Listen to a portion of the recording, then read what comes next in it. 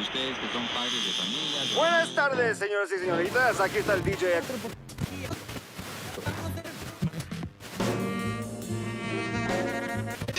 ¡Silencio, delincuente! Hola, ¿cómo están? Bienvenidas y bienvenidos a Diálogos Mundanos, el podcast de Mundana, revista de filosofía. Yo soy Noé. Y yo soy Diego, bienvenidos a Diálogos Mundanos. Y nuestro invitado del día es Paulo Freire. Paulo, bienvenido. Cuéntanos un poquito sobre ti. Muchas gracias a Mundana por la invitación. Buenas noches con todos, con todas. Mi nombre es Paulo Freire Valdivieso. Utilizo el Valdivieso para que no se confunda mi nombre con el gran pedagogo brasileño. Este momento me desempeño un poco en la docencia, bueno, un poco, toda la actividad de la docencia, en realidad, en la docencia e investigación. Vengo del mundo de la filosofía, de la pedagogía, las ciencias sociales, en fin, y ahora me desempeño como docente de la Universidad Pública de la Universidad de Cuenca.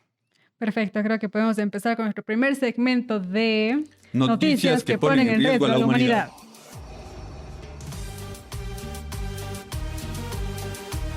Bueno, Pablo, bienvenido. Qué gusto contar con tu presencia en Diálogos Mundanos.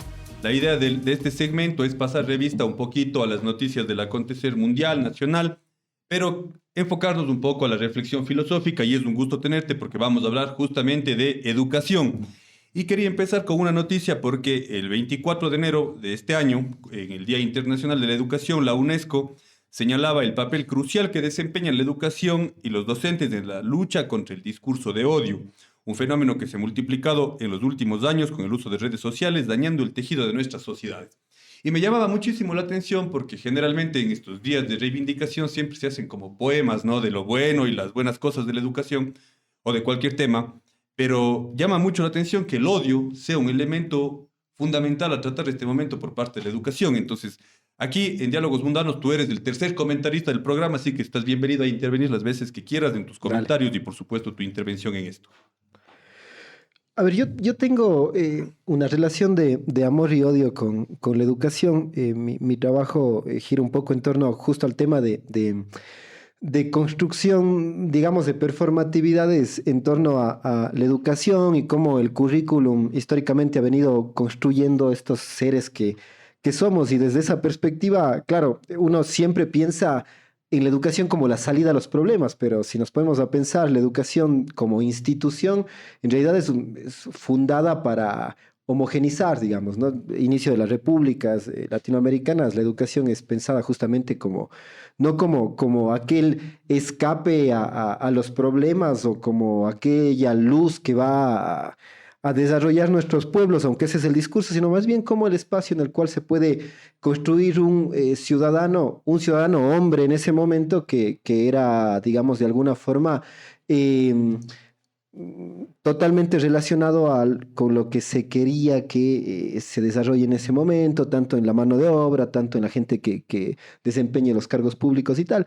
Entonces, desde esa lógica, claro, pensar la educación institucionalizada como la salvadora del mundo es un poco loco. Luego está, obviamente, ya, como suele decir una amiga, el hackeo dentro del sistema, que tiene que ver con lo que hablábamos antes de comenzar a grabar con los profesores, con el mismo estudiantado, con lo que se puede lograr dentro de las instituciones, sean secundarias, universitarias, qué sé yo, que ya es otra cosa, ¿no? Digamos, todo el entre líneas y el entretelón de la educación, que es otro proceso más allá del currículum, más allá de las instituciones, que tiene que ver con lo individual y lo colectivo a la vez, que es otra cosa, ¿no? Y que creo que ahí está realmente el poder de la educación, incluso los espacios educativos que no son institucionalizados. Claro. Bueno, no, y aprovechando esta discusión, a mí me parece importante también suscitar una reflexión respecto a cómo fue tu experiencia educativa. Justo con lo que dice el Paulo, yo creo que siempre nos acordamos del video de Pink Floyd, ¿no es cierto? Y la educación como esta fábrica de seres homogéneos.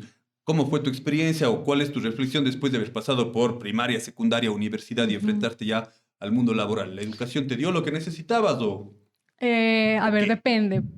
Y no quiero sonar clasista aquí, pero yo estuve en una escuela fiscal y mis profesoras eran muy como que tradicionales, pero también al mismo tiempo eran personas que te incitaban a reflexionar sobre el entorno que te está rodeando, cómo tú puedes ofrecerle, o sea, me acuerdo que desde chiquita me decían, tú estás estudiando para brindarle un servicio a la sociedad. Y en cambio, cuando ya pasé a un colegio privado, me decían como que no, tú estás trabajando para hacer plata y tener una gran calidad de vida. Entonces, esa parte de dar un servicio a la sociedad se perdió totalmente. Em, Cuando mi hermano empezó a estudiar arquitectura en una universidad pública, no sé si tenga que ver esto, no sé si tú nos puedes guiar un poquito, en universidad pública, él me decía como que sí, o sea, ser arquitecto es proveer a la ciudad de algo para su desarrollo. Cuando me fui yo a estudiar arquitectura en universidad privada, todo lo contrario, como que no, es que tienes que hacer el diseño más caro del mundo para que tú seas el arquitecto más caro del mundo y eso te va a dar un renombre. Entonces, ¿tú qué opinas al respecto? ¿Crees que tiene algo que ver o me tocaron profesores así? A ver, desde esa perspectiva, hablando justo de la relación amor y odio, mi relación de amor con la educación viene justamente de lo público. Yo soy hijo de la educación pública y creo que, por ejemplo, en mi caso, nosotros no hubiésemos podido tener el nivel de vida que tenemos, hablando de mi casa. No es que tenemos el nivel de vida para acceso a absolutamente todo, sino un acceso de a vida digna, digamos, sin la educación pública. Es decir, mis viejos no hubiesen podido acceder a lo que han accedido en cuanto a un trabajo digno si no hubiese sido por la universidad pública. Yo estoy en la escuela en la universidad, perdón, la escuela en la escuela pública, la universidad en la universidad pública, el posgrado en la universidad pública también.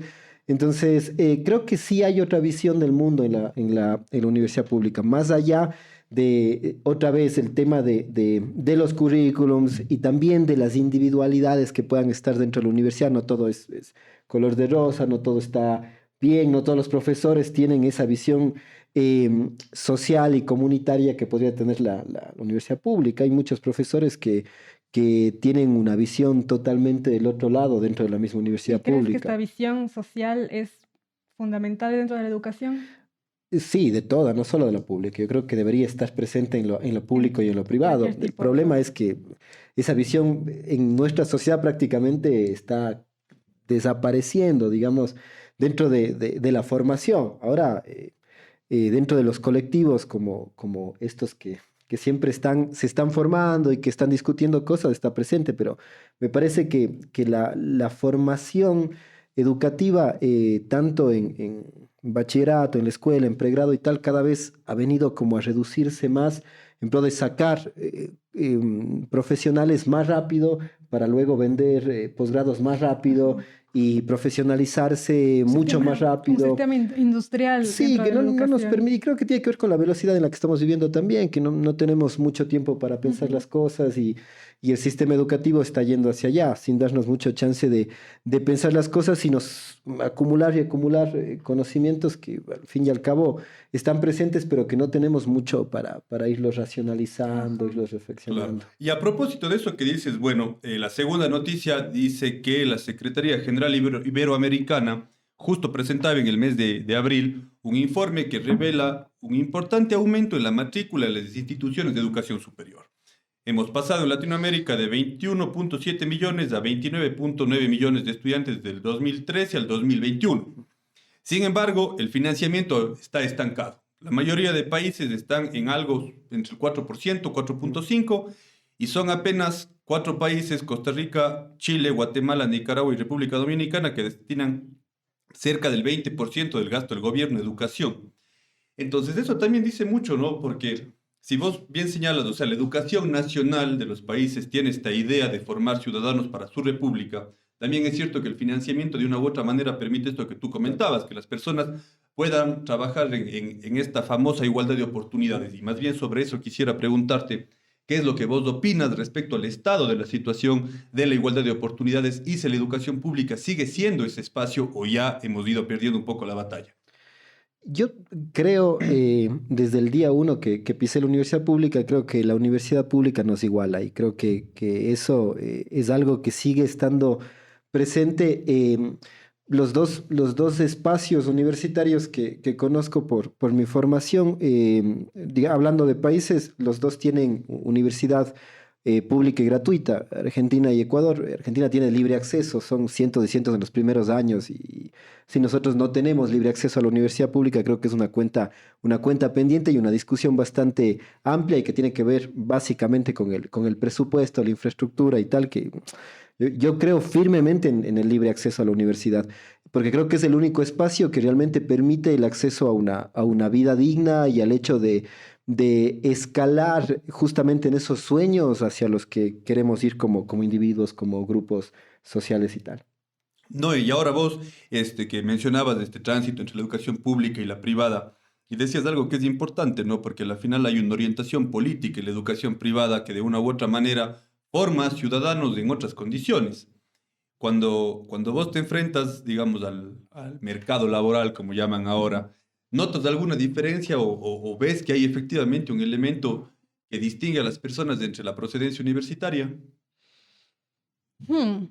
La verdad, o sea, si te sientas a tener una conversación con una persona, o sea, o al rato de compartir temas laborales, no hay una brecha tan marcada. Bueno,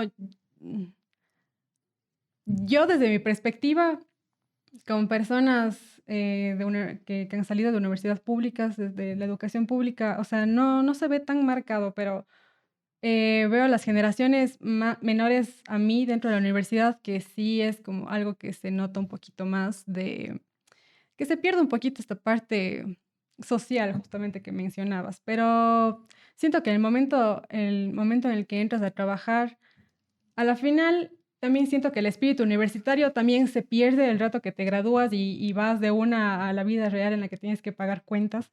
Entonces, como que se va esta esencia de querer hacer un cambio dentro de una sociedad y a la final, como que todos nos igualamos a tenemos que hacer plata. Claro. Ahora, eso era importante porque, digo, tal vez en nuestra época, Paulo, que ya somos más viejos, sí se notaba ciertas diferencias. Sí había una procedencia universitaria que finalmente vos llegabas a la U pública y...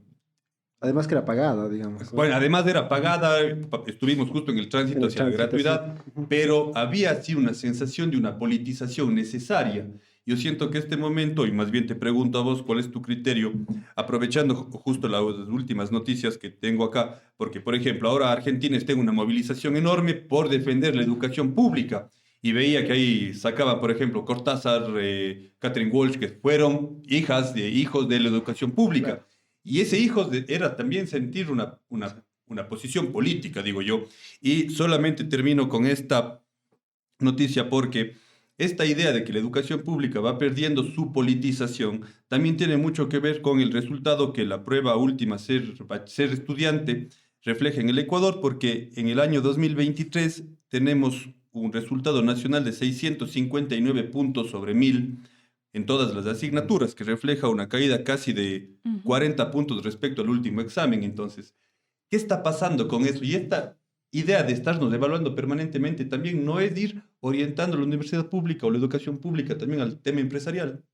Yo creo que en este momento hay, obviamente, una visión empresarial en muchas universidades públicas. La nuestra, hablando de la Universidad de Cuenca, creo que no es la excepción en algunos espacios. No creo que sea la visión en cuanto a que la universidad pública desde sus autoridades camina hacia lo empresarial. No, pero hay, digamos, esa visión porque mucha gente que es docente en la universidad está formada desde esa visión y yo nunca le he visto como algo malo la empresa privada ni nada, pero creo que la universidad pública debe distinguirse especialmente por eso, por formarnos para el servicio. Suena más a eslogan de iglesia, ¿no? Pero creo que debe formarnos para el servicio en el sentido de servir al otro, obviamente, dentro de los parámetros del trabajo digno, nuevo, pero creo que la universidad pública debería tener esa característica de servicio. Ahora creo que hay algo fundamental que se conecta un poco con lo que decías hace tanto, del tema de distinguir un poco quién viene de lo público, quién viene de lo privado,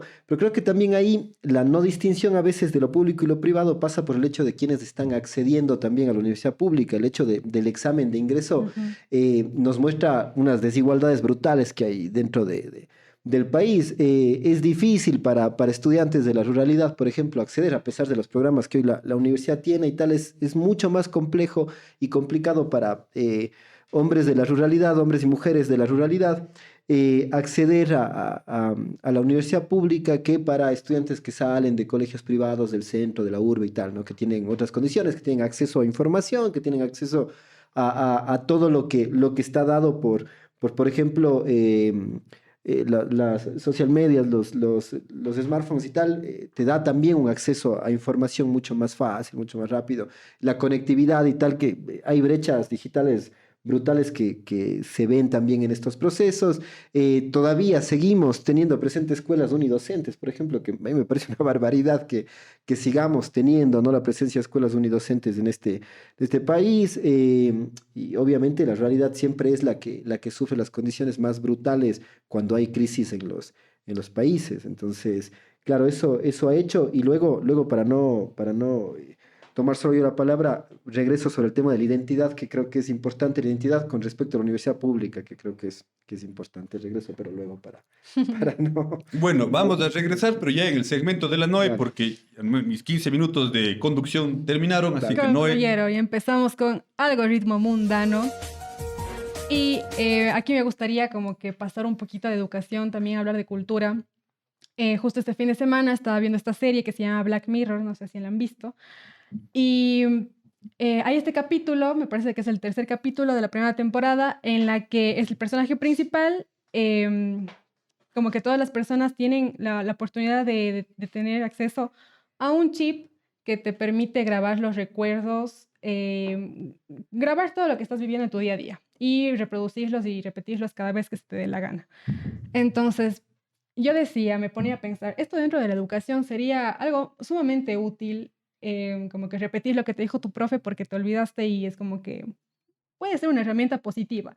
Pero dentro de la cultura, ¿qué es lo que pasa aquí? Porque la cultura siento que está siempre, o sea, bueno, tiene una relación muy grande con los recuerdos, que se proyectan a través de distintas artes, ¿verdad? Entonces, si nosotros empezamos ya no a expresar estos recuerdos mediante arte, sino almacenarlos dentro de un dispositivo, el arte o sea, la cultura en sí va a desaparecer o se puede transformar. Yo creo que la cultura, a ver, no es intocable y no permanece de la misma forma a través del tiempo. Esa es una idea, digamos, un poco a veces de la venta del folclore, más que de la cultura, ¿no? Ujú. Pensar que los pueblos tienen que mantenerse de la misma forma a través de los años, y no es así. La cultura se va transformando de acuerdo al contacto que tenemos con un montón de cosas, ¿no? Y entre esos la tecnología. La tecnología ha cambiado totalmente nuestra cultura últimamente, desde la forma en la que nos relacionamos, cómo miramos el mundo, pero volviendo un poco al tema del capítulo, yo creo que lo estamos viviendo, más no tenemos implantado el cosito, ¿no?, que nos permite volver Pero hacia ya tenemos los recuerdos. Apple Vision Pero Pro, claro, que o sea, son lo mismo. si pensamos en la época de la pandemia y las clases virtuales, teníamos ahí la clase, y además a los profesores nos decían, hay que grabar la clase para que los chicos puedan regresar hacia la clase. Entonces teníamos ahí todo. Y hoy, justamente acordándome un poco de lo que nombraron a la nueva ministra, ¿no?, de Educación y tal, ahí también está el tema de los recuerdos de las redes sociales, ¿no? Acaban de nombrar a alguien y alguien te saca un tuit de hace 10 años de esto dijo y tal. Ajá. Entonces también estamos constantemente volviendo hacia los recuerdos, no de la misma manera que el capítulo, pero sí digamos, en las redes sociales, y lo son que fuimos, claro, y almacenamiento, ajá. lo que fuimos colocando, ¿no? Entonces, a veces es chistoso y trágico también lo que produce eso, ¿no? Y qué, o sea, las nuevas formas de cultura dentro de esta era digital, ¿cuáles, o sea, hoy en día, qué se podría considerar cultura? Hay una cultura general, eso, bueno, yo te podría decir desde mi visión, ¿no? De ahí alguien un poco más experto en cultura a lo mejor me puede odiar por las categorizaciones y definiciones que puedo dar, pero yo creo que hay varias visiones que podríamos dar en torno al tema de cultura. Si quieres, podríamos hablar de una cultura muy general en torno a una cultura del capitalismo y del consumo propia. Luego podemos volver a las culturas que están relacionadas con la identidad nacional, y luego podemos volver un poco a las culturas que están relacionadas más con la identidad local, que creo que en el caso de Cuenca es mucho más fuerte nuestra identidad local que la identidad nacional, por ejemplo, pero esa es otra discusión. Y luego están estas identidades culturales o estas microculturas que se van dando en torno a momentos específicos, y otra vez a nuestra relación con ciertas cuestiones muy, muy de momento, como lo que produce la tecnología y que se van formando. Yo creo que más que nombrar como culturas específicas, yo creo que es la transformación de nuestra propia cultura, como te decía al inicio, en relación con o en contacto con los dispositivos tecnológicos y con la tecnología, tecnología misma, digamos, ¿no? Perfecto, entonces seguimos en una constante evolución, no va a Sí, desaparecer. total. Muy bien, esperanza para los seres humanos. Yay. A lo mejor Muchísimas nos volvemos gracias, Pablo. esclavos luego de la tecnología, pero Sí, bueno. pero esperemos, eso ya será después. Nos preocuparemos de eso en un par de años. Diego, Bueno, yo solamente quería acotar una cosa porque creo que tenemos un par de minutos más para conversar con el Paulo, porque el otro día escuchaba a un filósofo argentino que hablaba justamente de esto del conectivismo, que la Noe trae muy bien a colación porque creo que juntan filosofía, educación, toda la cuestión, en la que ya las personas no necesitaríamos más o menos tener como este registro en nuestra memoria porque tenemos siempre a mano el dispositivo que es el que nos permite atar. Ahora, sí creo que hay una preocupación importante que tener en cuenta respecto a eso porque el rol de la memoria, sí, no solamente en el registrar ciertas cosas, también es la que te permite asociar sensibilidades, ¿sí? O sea, cuando la clase deja de ser un espacio que es muy particular en el tiempo, deja de ser también un espacio de construcción de comunidad. Entonces, en ese punto, pues, creo que también la educación tiene mucho que replantearse frente a las nuevas tecnologías, pero no pensando solamente que el dispositivo o el registro del dispositivo tiene. Hay personas que graban todas las clases, yo me acuerdo ya al final de mis años, la gente ya llegaba con grabadoras a la universidad y decía, ¿realmente está aprendiendo? ¿Y qué estamos aprendiendo? ¿Y para qué estamos aprendiendo? A ver, para tomar un poco esto y volver a lo que decíamos o a lo que quería volver antes con el tema de la identidad y la memoria, yo creo que, a ver, una de las cosas que no tenemos como universidades públicas en Ecuador es el tema de la identidad con lo público, que creo que nos ha costado muchísimo y nos sigue costando. Muchos profesionales formados en la universidad pública, es la universidad pública que les ha permitido subir si quieres, tu escalafón social, como se dice, o te ha permitido acceder, prefiero yo hablar así, acceder a una vida digna en cuanto a tu salario y tal, en cuanto a lo que puedes acceder en servicios y tal.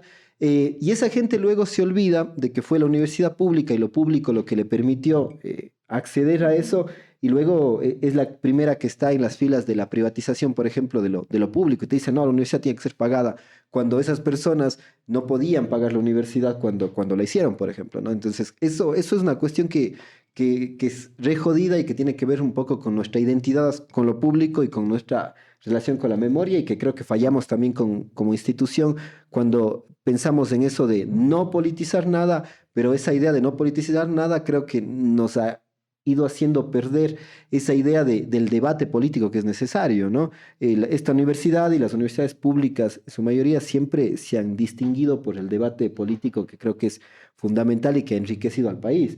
Y que hoy lo estamos perdiendo, digamos, estamos formando profesionales que no tienen ninguna pizca de reflexión política y eso es extremadamente peligroso porque pierdes la memoria, pierdes la criticidad y pierdes la reflexión y además pierdes la identidad con lo público que finalmente termina siendo también parte esencial del país, ¿no?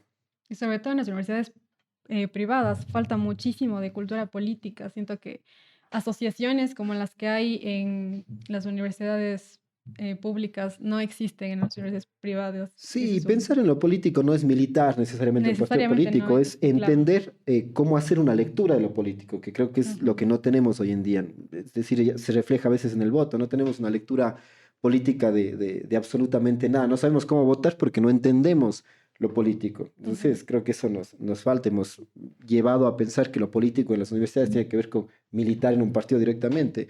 Y no tiene que ver con eso, sino tiene que ver más bien con cómo leemos lo político y cómo podemos ser críticos frente a lo político, que es una deuda pendiente hoy de todo el sistema educativo. Ahora, en ese punto también es importante porque yo me acuerdo cuando, volviendo, me has hecho acordar un montón de cosas de cuando estaba en la universidad, todavía habían materias que podrías llamarlas vos de izquierda. que finalmente no eran de izquierda, eran derechos humanos, era incluso doctrina social de la iglesia en universidades privadas. O Un lo que seminario sea. de marxismo tuvimos alguna vez que Exactamente. dependía quién te dé para la visión también Claro. Total, pero esta funcionalización en la cual la filosofía está siendo apartada de todos los currículos educativos, a mí me parece sumamente triste, porque a la final ya ni siquiera es que la gente está teniendo una cultura o una posición filosófica, sea neoliberal, sea lo que quiera. Una Es que ya la reflexión. gente no ve a la filosofía como una necesidad en su vida, y ahí surgen todas estas filosofías empresariales que finalmente creo que no hay un ejercicio de neutralidad. Sí, a veces es un ejercicio también de esta idea absurda de lo apolítico, que en realidad es una idea totalmente ideologizante y política de la educación. Es decir, quitar la filosofía tanto en los espacios secundarios como universitarios es justamente una apuesta política hacia formar una sociedad totalmente acrítica, es decir, que no pueda reflexionar sobre nada, no pueda pensar sobre nada y que viva el momento muy, muy, muy instantáneamente, ¿no? Entonces, como el café instantáneo, sin sabor, sin así, ¿no? Que viva así rápido y vamos a otra cosa, digamos, ¿no? Nos han puesto ahora a esta, digamos, lógica de sobrevivir nada más. O sea, hoy estamos atravesando una crisis que nunca hemos experimentado en el país, ¿no? Con los niveles de violencia brutales, con una crisis energética brutal, pero que la gente le ve como, bueno, pasemos hoy y compremos velas y mañana veremos qué pasa, ¿no? Entonces, claro, hemos perdido esa posibilidad de una lectura de lo que estamos viviendo como sociedad y es brutal. Y dentro de eso, de esa pérdida, las instituciones universitarias, secundarias y tal, tienen también mucha complicidad, digamos, son las encargadas de darnos los espacios específicos para poder entender el mundo, no ideologizar esos espacios, sino, como decíamos, dar los espacios para poder hacer la lectura. Cómo lees vos después es otra cosa, pero al menos darte los espacios para que podamos leer lo que está pasando. Maravilloso. Muchas gracias Es que uno sale de aquí con tanta inspiración. Muchas gracias, Paulo, por participar el día de hoy. Pasamos con los créditos. Sí, bueno, el primer crédito de este programa es a los profes, a los y las profes de este país. Hace pocos días celebramos el Día del Maestro y eso creo que es importante porque, sí, ser maestro, además de que es una cosa hermosísima, creo que sí es una de las profesiones que ha subsidiado el mundo y que hoy más bien está en crisis. A los profes, a todos, hay un abrazo gigante. A la Facultad de Filosofía, Letras y Ciencias de la Educación de la Universidad de Cuenca, como siempre, por prestarnos tan amablemente este espacio de grabación sin el cual Diálogos Mundanos no sería posible. Pues un agradecimiento a Martín, que está en el máster el día de hoy, también agradecerle. Y a toda la gente, llamarle pues a seguir leyendo Mundana. Hay unos artículos interesantes precisamente sobre el tema educación. Y bueno, pues diferentes temas que hacen que la filosofía no se convierta en un acto de eruditos, sino más bien en este ejercicio de comprometernos comunitariamente en construir pensamiento, poder discutirlo, poder hacer del diálogo un ejercicio que realmente construya otro tipo de sociedad. Así que, de nuestra parte eso, Paulo, muchísimas gracias, pues también él es columnista de Mundanas, miembro fundador del colectivo hace casi ya un año y esperamos pues que toda la gente que escuche este podcast se pueda animar a hacer de la filosofía también una herramienta para cambiar la sociedad. No se olviden de seguirnos en nuestras redes sociales como Mundana Revista de Filosofía y nos veremos en el siguiente capítulo. Adiós. Adiós.